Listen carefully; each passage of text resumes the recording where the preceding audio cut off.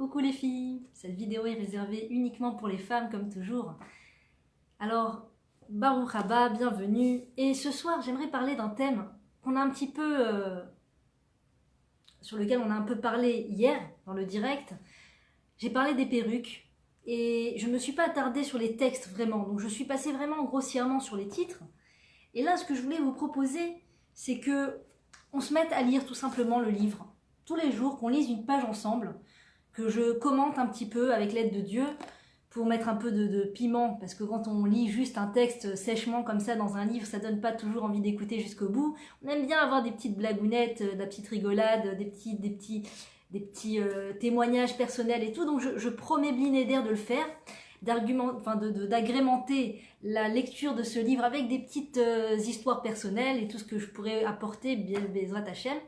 Mais voilà, je me suis dit, vraiment, hier, je suis restée sur ma faim. Je suis restée sur ma faim, et pas seulement moi. J'ai reçu aussi des réactions de femmes qui m'ont dit, on aimerait comprendre mieux, plus en détail, de quoi il s'agit, qu'est-ce qui est permis, qu'est-ce qui ne l'est pas.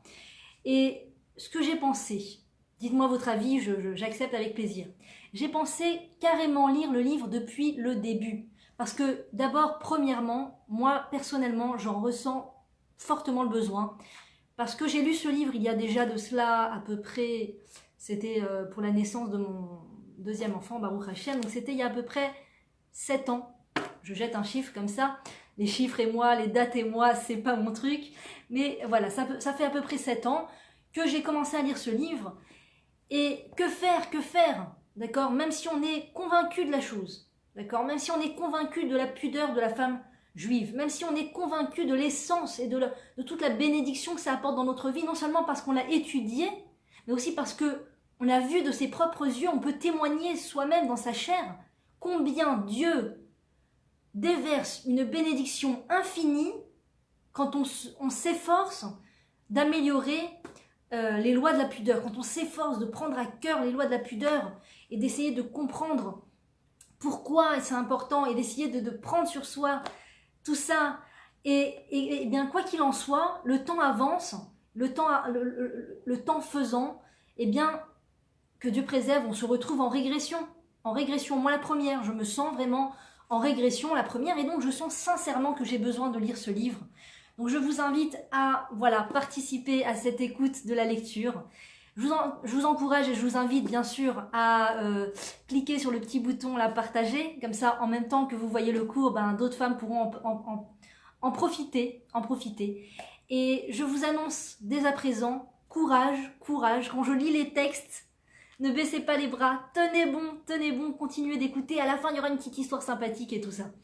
Donc voilà, je vais commencer avec rire et parler de manière raffinée. Manière grossière ou raffinée de rire. Le fait d'entendre un propos comique ou de voir une situation comique entraîne naturellement le rire. Jusque-là, on est tous d'accord.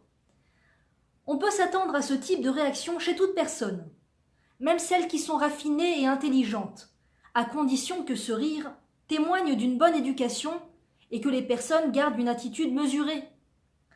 En effet, sur le plan halachique, sur le plan de la loi juive, ainsi que sur celui du travail des midotes, de l'affinement du trait de caractère, d'accord, puisqu'une personne juive vient dans ce monde pour affiner les traits de caractère, c'est le but de la vie d'une personne, c'est la raison pour laquelle elle est dans ce monde. Voilà, si vous ne le saviez pas, eh bien je vous annonce, bonne nouvelle, nous sommes dans ce monde pour affiner nos traits de caractère, c'est le but de notre vie, c'est la raison pour laquelle, quand on écoute un cours de Torah qui nous remet en question, d'accord, déjà, si on se sent remise en question, c'est une très bonne nouvelle. Ça veut dire qu'on est encore réceptive, qu'on n'est pas complètement bouché et hermétique à la remise en question.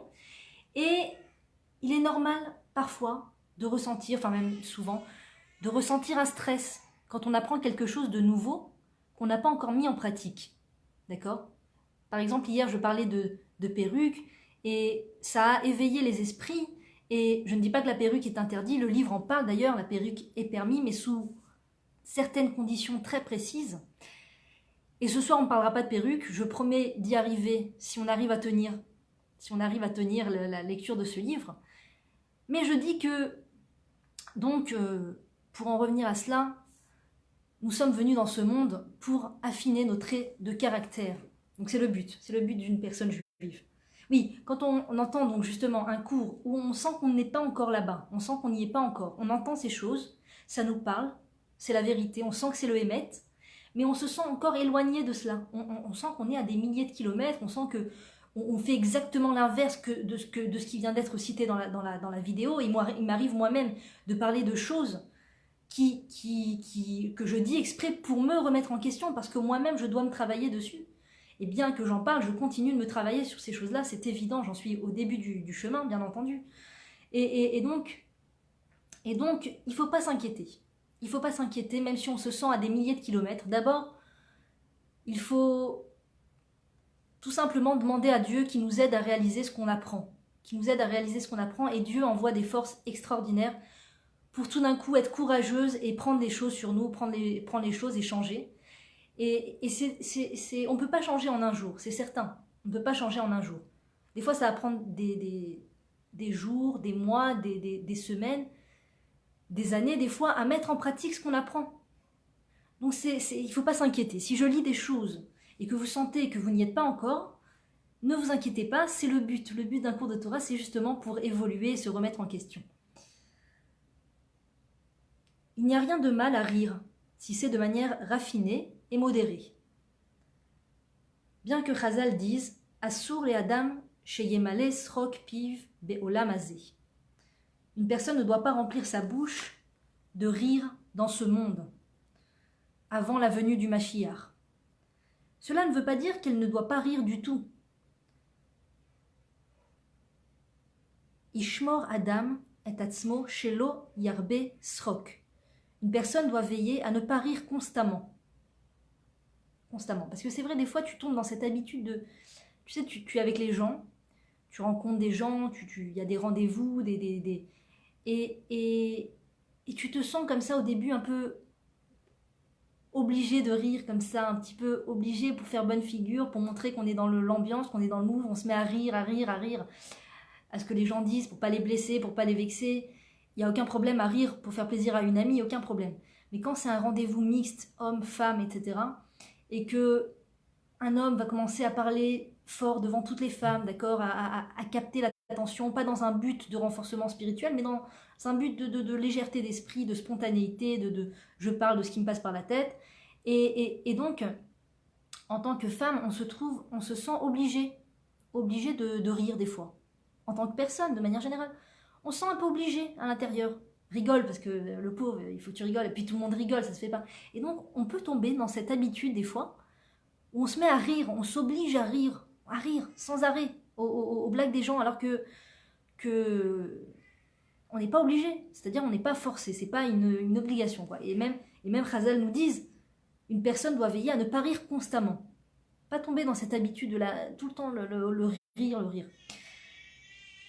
Il existe cependant des manières impudiques de rire, où la personne éclate d'un rire tonitruant, ou hurle de rire. Un tel comportement, et même certaines formes de rire franc, un peu moins voyantes, ne sied pas à une personne raffinée, de bonne éducation. Il va même jusqu'à provoquer la dépréciation des autres. Ce type de rire est particulièrement inconvenant pour les femmes et les jeunes filles, car en plus de son aspect extérieur déplaisant, il est associé à une perte de self-control, incitant la personne à crier. Vous savez, ce rire-là qui sort des entrailles très très très fort, là c'est de ça qu'il s'agit. Cette attitude s'oppose à la tsniout, à la pudeur, qui réclame un soin et une vigilance permanents. Elle reflète également une certaine vulgarité de caractère, puisqu'une personne raffinée ne se conduit pas ainsi. Voilà mes très chères dames, je retourne à mes obligations, que faire? On m'appelle. Partagez et on continue la lecture de ce livre, Be'ezrat Hashem.